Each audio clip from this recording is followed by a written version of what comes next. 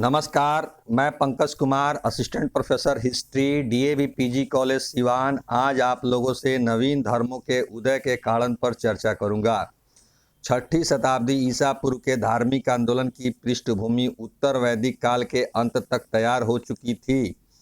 तत्कालीन सामाजिक तनाव के वातावरण, आर्थिक क्षेत्र में हुए व्यापक परिवर्तन एवं यज्ञ बलि प्रधान कर्मकांडों ने धार्मिक आंदोलन की पृष्ठभूमि तैयार कर दी। छठी शताब्दी ईसा पूर्व में भारत में नवीन धर्मों के उदय में निम्नलिखित कारणों ने महत्वपूर्ण योगदान दिया। सामाजिक कारण, जटिल वर्ण व्यवस्था एवं तनावपूर्ण सामाजिक जीवन। उत्तर वैदिक काल से वर्ण व्यवस्था जटिल होती चली गई। उसका आधार कर्म नहीं जन्म हो गया। समाज अस्पष्टतः सुविधा भोगी एवं सुविधा विहीन वर्ग में बंट गया। ब्राह्मण एवं क्षत्रिय सुविधा भोगी वर्ग थे। एक के हाथ में धार्मिक सत्ता थी तो दूसरे के हाथ में राजसत्ता। प्रारंभ में ये दोनों एक दूसरे का सहयोग कर अपने विशेषाधिकारों की रक्षा करते थे। दूसरी तरफ समाज के सुविधा विहीन वर्ग में वैश्य एवं शूद्र थे, जिन्हें निम्न स्तर का दर्जा दिया गया था। कृषि व्यवस्था के अस्थायी हो जाने एवं मुद्रा के चलन तथा वाणिज्य व्यापार के विकास से वैश्यों की स्थिति यद्यपि आर्थिक दृष्टि से मजबूत हो रही थी, किंतु सामाजिक दृष्टि से यथेष्ट सम्मान उन्हें प्राप्त नहीं था।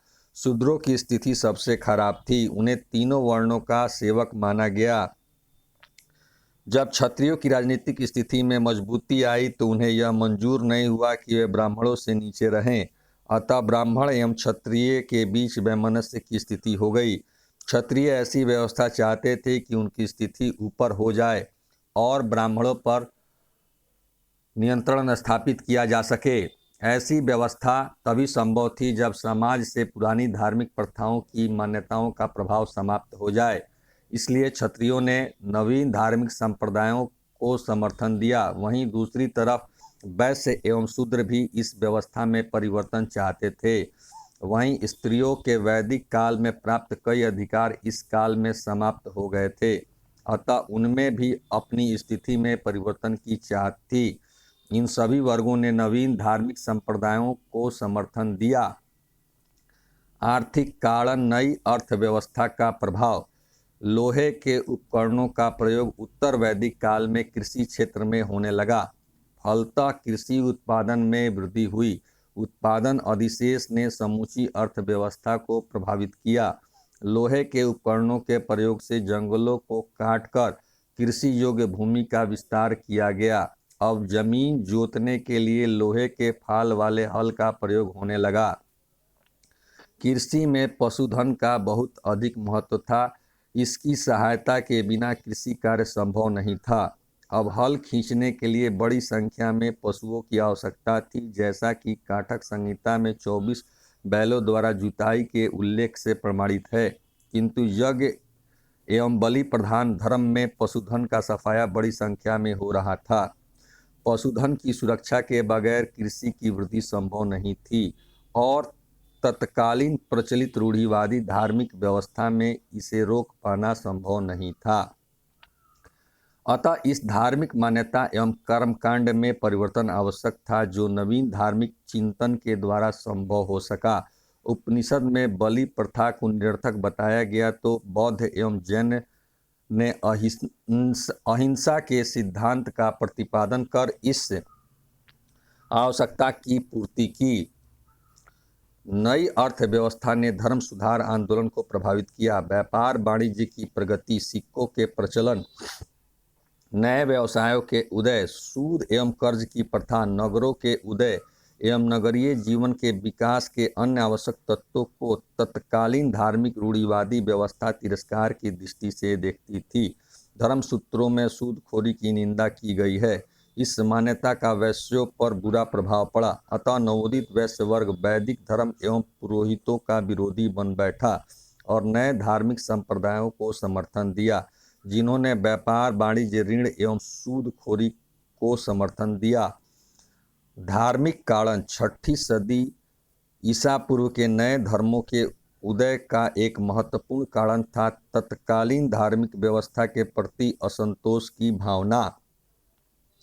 इस काल आते आते धार्मिक जीवन आडंबर युक्त एवं यज्ञ बलि प्रधान बन चुका था। धर्म पर एक वर्ग विशेष का प्रभुत्व स्थापित हो गया तथा धर्म का स्थान जटिल एवं निरर्थक कर्म कांडों ने ले लिया। धार्मिक क्रियाकलापों के लिए पुरोहितों का मध्यस्थ के रूप में प्रयोग करना अनिवार्य सा हो गया था। यज्ञों से मिलने वाली प्रचुर धन संपत्ति के कारण पुरोहितों ने यज्ञ और बलि को और भी प्रोत्साहित किया। सबसे बड़ी बात यह थी कि पुरोहित वर्ण सभी को नैतिकता का उपदेश देता था, परंतु स्वयं विलासी एवं ऐश्वर्य का जीवन जी रहा था। ऐसी स्थिति में कर्म कांडों, धर्म एवं पुरोहित प्रथा के विरुद्ध प्रतिक्रिया होना स्वाभाविक ही था और नवीन धर्मों ने पुरोहित के रूप में मध्यस्थ की भूमिका अनावश्यक बना दी। ईसा पूर्व 6ठी शताब्दी तक आते आते वैदिक यज्ञों तथा कर्म कांडों के ऊपर की जाने वाली अपव्ययता भी आलोचना का विषय बन गई। अनुकूल राजनीतिक दशा 6ठी शताब्दी ईसा पूर्व की अनुकूल राजनीतिक स्थिति ने नवीन धर्मों के उदय में पर्याप्त योगदान दिया। तत्कालीन भारत में मगध सर्वाधिक शक्तिशाली राज्य था तथा इसके शासक ब्राह्मणों के प्रभाव से मुक्त थे, अतः उन्होंने नवीन धर्मों को संरक्षण प्रदान किया।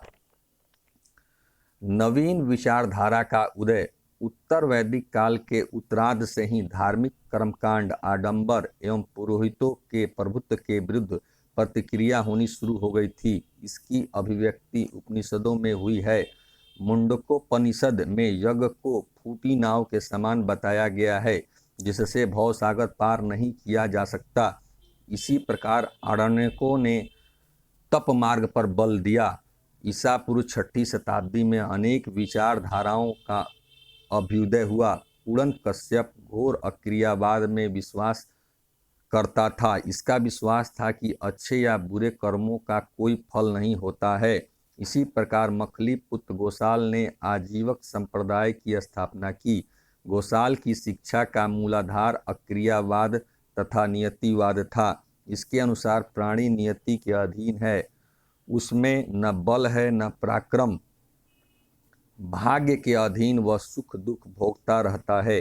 गोसाल के अनुसार मनुष्य के चरित्र में दोष के निदान का प्रमुख साधन पुनर्जन्म ही है। अजीत केश कम्बलीन नामक आचार्य नितांत भौतिकवादी या उच्छेदवादी था। इसके अनुसार पृथ्वी, जल, वायु तथा अग्नि से शरीर निर्मित है। मृत्यु के बाद कुछ भी नहीं बचता।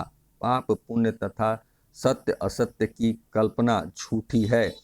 शरीर के विनिष्ट होने पर मूर्ख तथा विद्वान सभी समान रूप से ही विनिष्ट हो जाते हैं। इसका संबंध लोकायत सूत्र से है।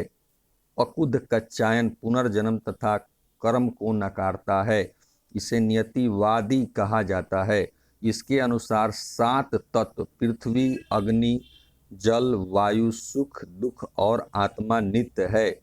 संजय वेठल्ली पुत्र अनिश्चयवादी अथवा अज्ञेयवादी था। उसके अनुसार न यही कहा जा सकता है कि परलोक है और न यह कि परलोक नहीं है। जीवन संबंधी किसी भी प्रश्न का कोई निश्चित उत्तर संभव नहीं है। ऐसा प्रतीत होता है कि इन सभी अतिवादी तथा सामाजिक नैतिकता विहीन चिंतन में कार्य कारण संबंधी प्रकृति नियम पर अटूट विश्वास की धारणा कार्य कर रही थी, जिससे यह सिद्धांत विकसित हुआ कि प्रकृति में सदैव ही वैज्ञानिक हेतुवाद कार्य कारण कार्यरत है।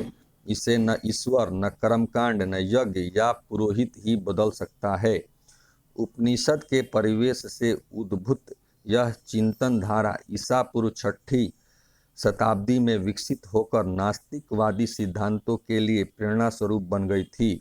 इसने अक्रियावादी चिंतन दर्शन का भी पोषण किया। ग्रंथों में अनेक अन्य ब्राह्मण तथा ब्राह्मणेतर आचार्यों के नाम मिलते हैं जो विभिन्न स्थानों में अपने बहुसंख्यक शिष्यों के साथ निवास करते थे। इन अनेक मतों एवं संप्रदायों में महावीर एवं गौतम बुद्ध के संप्रदाय ही चिर अस्थायी सिद्ध हुए। अन्य या तो इन्हीं में मिल गए या महत्वहीन हो गए। महावीर तथा गौतम बुद्ध इस शताब्दी के क्रांति के अग्रदूत सिद्ध हुए। जैन तथा बौद्ध मत मात्र दार्शनिक अथवा धार्मिक संप्रदाय ही नहीं थे, अपितु वे जीवन की पद्धतियां भी थे जिन्होंने अपने समय की सामाजिक एवं धार्मिक कुरीतियों का खंडन करते हुए लोक कल्याण का मार्ग प्रशस्त किया। धन्यवाद।